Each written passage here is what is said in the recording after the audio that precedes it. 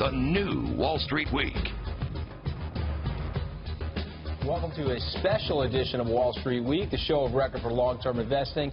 I'm Anthony Scaramucci along with Gary Kaminsky.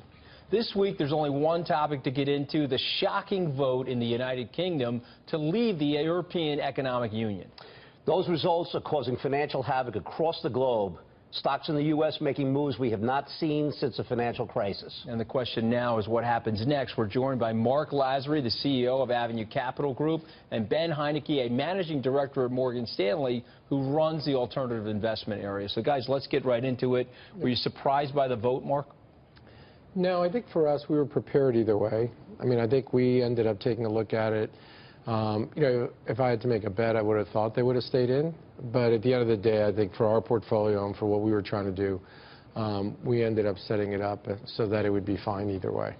What about you, Ben? I think we were definitely surprised. We were looking at the polls going into it, thinking that there was going to be a Remain, and we're surprised by the results last night. I think our advisors and our clients are scratching their heads right now, wondering what to do. Donald Trump talks about something called the Bradley effect. If you go back to Mayor Tom Bradley, the L.A. mayor, people were saying when they were called for polls, they would say, yes, I'm voting for Tom Bradley, but when they actually got to the booth, they did not vote for Tom Bradley. That sort of happened last night. And it seems to be happening a lot for Trump, where his poll numbers are a lot lower than the actual results. And so I'm wondering, how much confidence do you have in these poll numbers, Marc, going forward? Well, look, I think it actually was pretty close. I mean, at the end of the day, I think everybody thought it was still going to be 52, 48, 51, 49. And that's actually where it ended up being, except on the other side. So I think especially with Brexit, people didn't really know what was going to happen. You had a number of people who were sort of, I think, sort of changed their mind at the last minute. But I think all the polls, I mean, leading up to yesterday, sort of indicated that they were going to be staying in. So I think that's actually why everybody's kind of surprised. Market's gone up about 500 points in the last week, and you're sort of seeing that, you know, it's giving that all back. And part of that is everybody had made the assumption that things were going to work themselves out.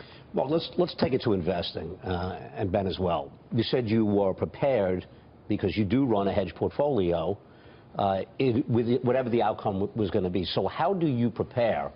And now what do you do after today? Well, look, part of the way you prepare is you have to have a lot of cash on hand. So our view was, you know, we're about, for our European fund, we're about 40% invested. So I think on what you're invested, you're going to take a little bit of a hit. But now you've got this huge amount of capital where you can go forward and take advantage of that. I think what you're going to see right now is really everything is getting repriced. And the question is it repriced by 10% or 15%, you know, down? And we think it's going to be at least 10 or 15%. Well, we're going to talk about investing opportunities later in the program, but the idea is to have cash. Absolutely. And to prepare for the worst. Ben, when you think about what happened, you said the polls, you counted on the polls, you look at the polls. Does that mean going forward that you change the way you look at these things? Because this is the beginning of a movement, not the end.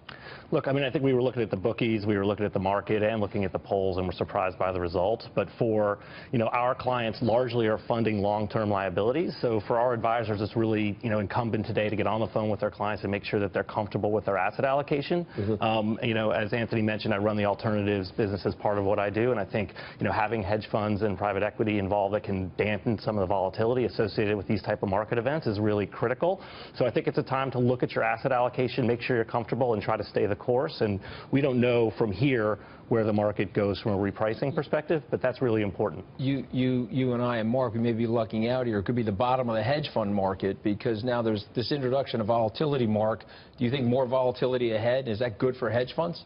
I think you've got a huge amount of volatility ahead. I think it's good for investors, right? And when you take a look at it, because really what you're trying to do is take advantage of what you think is going to happen.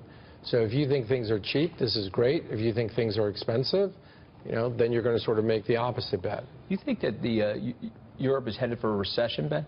I do not. I do not. I mean, you're looking at the world's second largest economy. Going into this vote, we thought it was going to grow basically in line with the U.S., about 1.5%. Morgan Stanley was out this morning with their impact, you know, moderate case, you know, 0.3 to 0.5% reduction in growth, you know, aggressive case, maybe a point. But the scenario points out a certain expectation of the currency and what happens in terms of the currencies. Is that the one thing, is that sort of the one variable that could change and really create some economic slowdown that's not being anticipated? I think the thing to look at on that is look at the dollar and how much it strengthens, and look at the yuan and how much it strengthens. That can really have a spillover impact from Europe to the U.S. and then on to Asia, depending on what happens with the currency. What do you think happens with the Fed before we break?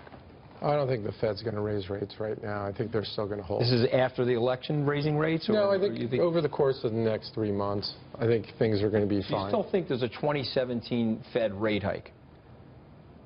I would be surprised if there is. Okay, I think they're going to push it be back. after the election? Yeah, it would have to be. Okay. What do you think, Ben? I think going into it, we thought December was the most likely outcome. I think now we're thinking it pushes off to 2017 for the first rate hike. All right. Well, guys, stick around. We're going to be right back with more.